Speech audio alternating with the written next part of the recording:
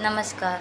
मैं आचार्य चिराग भारद्वाज से 4 साल से जुड़ी हुई हूँ।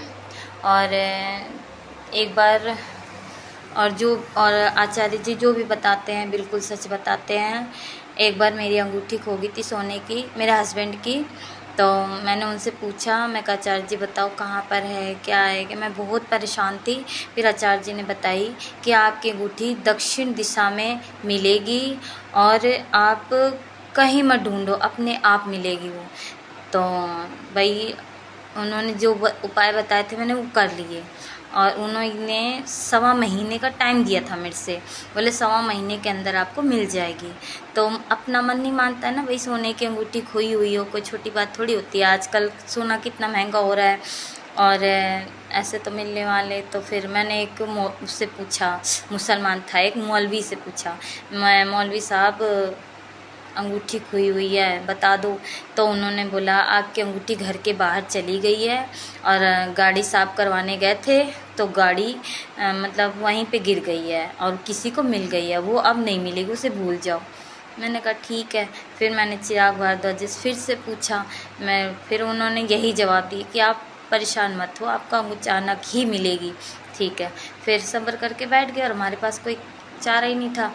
फिर एक दिन सोचो, रोज़ हम उसी जगह झाड़ू भी लगाते हैं, पोछा भी लगाते हैं और नहीं मिलती है। और उस दिन अचानक हमने अलमारी के एक एक कपड़े की तह खोल करके एक एक कोना झाड़ लिया था, पर अंगूठी नहीं मिली हमारी।